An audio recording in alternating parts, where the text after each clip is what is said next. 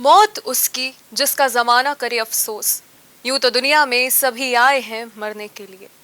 आज पूरा जमाना, पूरा देश गमगीन है, क्योंकि हमारे बीच नहीं रही सुरों की मल्लिका, वो आवाज कानों में जिसके पड़ते ही असीम शांति का अनुभव होता है। वो आवाज आज शांत हो गई और अनंत सागर से जाकर मिल गई जहां सब शांत है। पर हम उनकी आवाज को सुन पाएंगे, मगर उनसे रूबरू अब ना हो पाएंगे। We miss you Lata ji. News Plus आपको नमन करता है। भारत रत्न लता मंगेशकर ने 36 भाषाओं में 50,000 से ज्यादा गीत गाए हैं।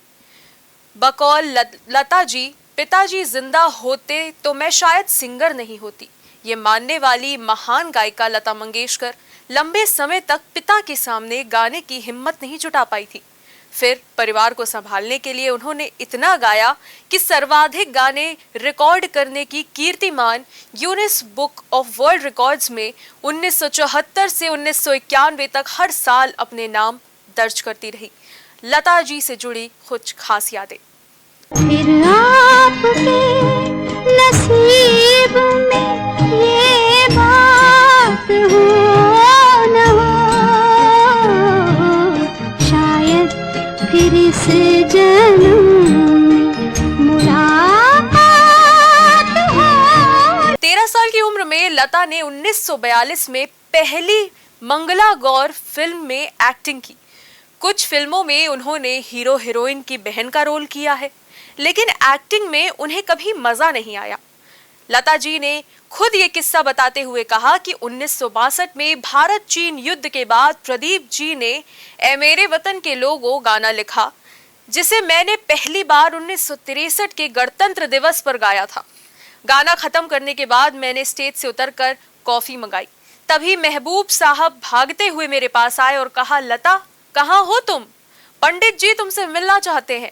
फिर मैं उनके पीछे पीछे चल दी। जब पंडित जी ने मुझे देखा तो खड़े हो गए। वहां इंदिरा जी और कई बड़े नेता भी मौजूद थे। महबूब साहब ने पंडित जी को मेरा परिचय दिया, आप हैं लता मंगेशकर। तब नेहरू जी ने मुझसे कहा, बेटी तुमने आज मुझे रुला दिया। में लता दीदी का कोई कॉन्सर्ट था, तब उनसे मिलने अमिताभ बच्चन गए थे। प्रोग्राम शुरू होने में थोड़ा समय था।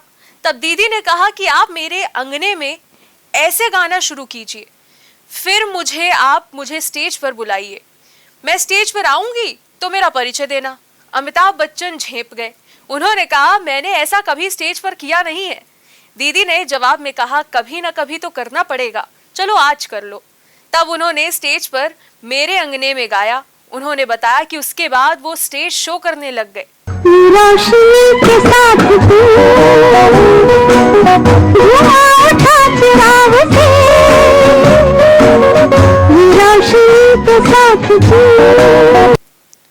नरेंद्र मोदी और लता मंगेशकर की भी गहरी बॉन्डिंग रही है।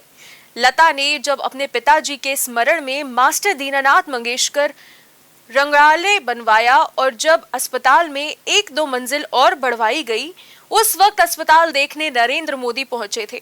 वो उस समय गुजरात के मुख्यमंत्री थे। तब दीदी ने हंसते हंसते कहा कि मैं सोचती हूँ कि आप बहुत जल्द देश के प्रधानमंत्री बन जाएंगे। ये 2007-8 की बात है। बाद में उनकी बात मंगेशकर और राज कपूर के रिश्ते काफी पारिवारिक थे। राज कपूर की लगभग हर फिल्म में लता जी ने ही नायिका की आवाज दी।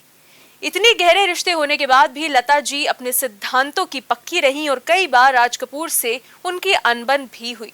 शीशा हो या दिल हो, आखिर टूट जाता है।